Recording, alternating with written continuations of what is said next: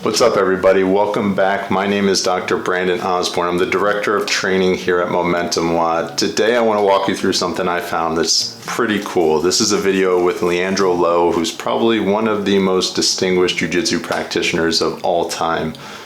He's won Pan Ams, World Championships, ADCC. He's pretty much got more credentials to his name than just about anybody in the business. I found this video off of Flow Grappling, and he is going through this outdoor workout in this primitive space using this really cool equipment. And I want to break down the video for you, let you know what I like about it, what I don't like about what he's doing, what I think he could do better, and hopefully you can take the information with what he's doing and what I'm telling you and make a better workout or training routine for yourself. But if you don't want to do that, that's okay too. Feel free to check out the free 7-day trial of Momentum WOD Performance Training for Jiu-Jitsu. I'll leave the link in the description below. You can find it and you can take advantage. All right, so without further ado, let's get started. Let's take a look at this workout. This space is just awesome. So this is just kind of like going through an overview of some of the movements that he does. These, like if you're looking at the weights that he's using, they're made out of like steel and tires. I don't know how heavy they are, but they look relatively heavy. He's obviously in really good shape, so it's challenging him. The space is pretty busy too. I mean, there's a lot of people there. It must be a well-known public park. The name of the park is Ibirapuera. Say that 3 times fast. Portuguese is one of the coolest languages. It's on my bucket list to learn.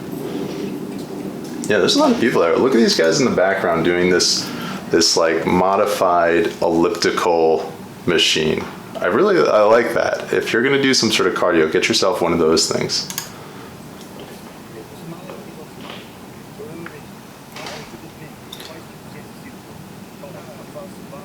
Pull-ups, dips, abdominals. So he's saying he strength trains every day now, which is pretty cool. And that's like one of the things that we're seeing within the sport is that there's been this shift where like people 15, 20 years ago were thinking that incorporating strength training into your jiu-jitsu training as a whole, that under that umbrella, that strength training was actually going to limit your performance, that you're going to get, you're going to lose flexibility, you're going to lose endurance and conditioning, your mobility would be affected. And now we're starting to see people shift in the opposite direction, which has happened in a lot of sports. It's like the Tiger Woods effect, right? So now people are moving in that direction because they're acknowledging that if you do it in a specific way, there's actually a lot to be gained. You know, you don't have to lose those other things at the expense of gaining strength. So obviously Leandro's acknowledged that, and I think a lot of other people within the sport have as well. Let's keep watching here.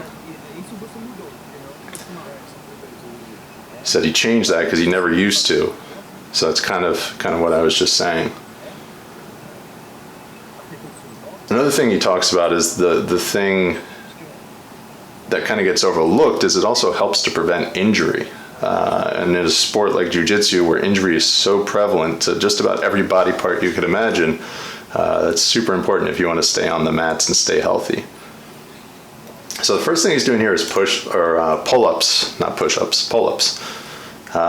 Pretty much the opposite of a push-up, which I actually really like. I think it's a simple exercise that is undervalued and overperforms, you know, and for jiu-jitsu specifically, it's a good exercise because it can develop your grip strength, which is incredibly relevant, especially if you're training in a gi. It's going to develop pulling power. It looks funny when I do that. Pulling power and strength and endurance of those muscles, and all of those things are very relevant. And one of the things that gets overlooked about a pull-up is that it's also a core endurance exercise. Your core has to be engaged to be able to do it well and do it properly. So I like it. I wouldn't do it every day, but I think as something, whether you're warming up for a workout or doing it just as like 10 sets of 10 or something like that, it's a great exercise to develop strength, and you really don't need much. Let's keep watching.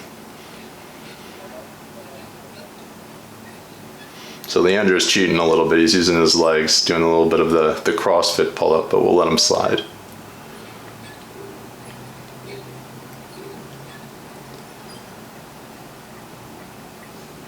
All right, so we're moving on to a bench press here. Look at that weight. That is too cool, where he's got the bar and it looks like old tires attached to the end of it. I don't know, you can't see how heavy it is, but I mean, he looks like he's challenged by it. I guess this is actually his training partner that's doing it right now. He was just spotting him.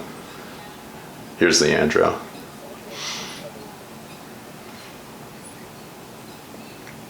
Yeah, it looks heavy. So let me pause it here. One of the things I actually really like about this, which most people would look as a negative, like if you're coming from a traditional strength training space, Leandro, he's performing the bench press, but he has his legs up on the bench. And a lot of people would say that you shouldn't do that when you're performing some sort of like pressing movement like this, a strength-based pressing movement.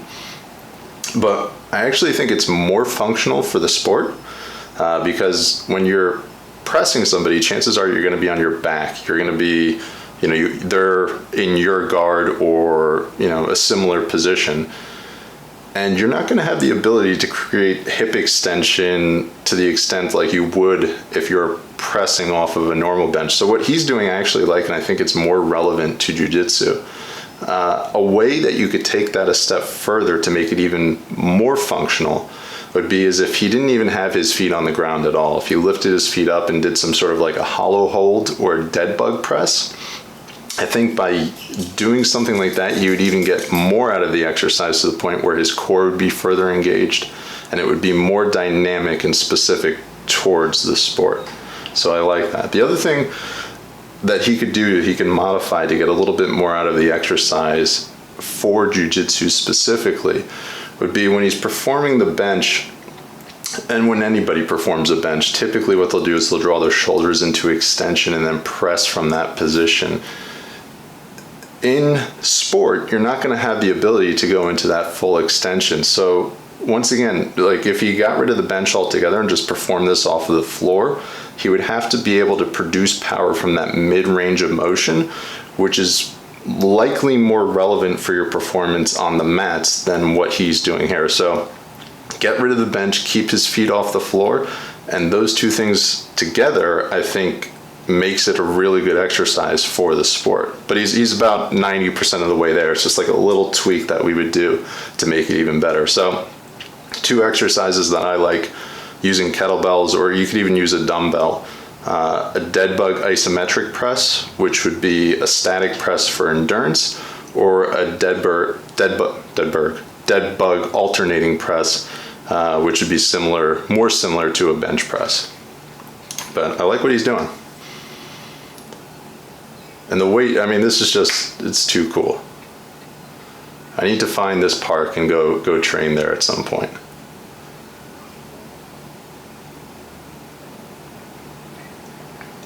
And you need a spotter apparently, because there's nowhere to put the weight if you're working out by yourself. So here he's performing some biceps curls. Not the biggest fan. Like if you're training multiple days a week on the mat, you're training jiu-jitsu, let's say 3 days a week, 4 days a week, he's probably training 5 to 7 days a week. When you're weight training, I would want to perform exercises that are going to give you the most bang for your buck. Things that are going to be compound movements, that are going to be functional for the sport, and where multiple muscle groups or multiple movements are going to be involved. Like that isolated of a movement is not going to be something that's going to translate well to sports. So I would do something even like a halo to a hammer curl. You'll get more out of the exercise incorporating your back and your core musculature than something like just a strict biceps curl. So your arms will look good, but is it the best exercise for sport? Probably not.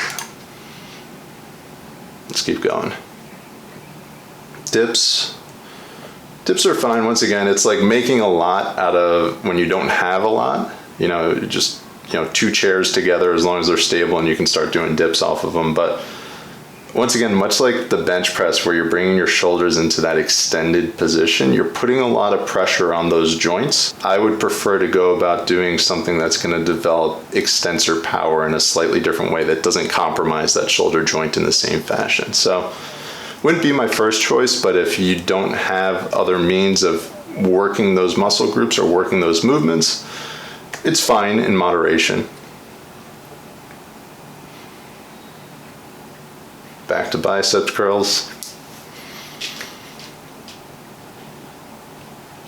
I mean, obviously you can tell that his strength training is paying off too. His physique, he's much more built than in years past. Dips, again. Look at this space, this is amazing.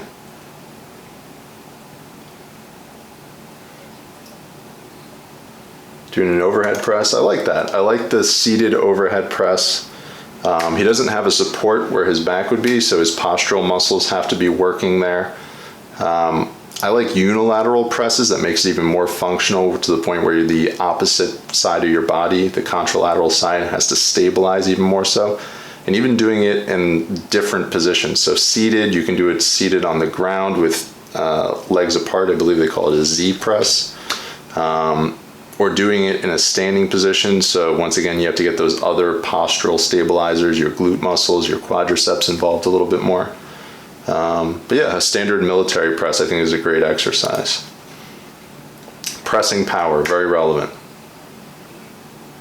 His neck is doing a little bit of a funky thing there. He's going to flexion and extension repetitively, but outside of that, I like what he's doing.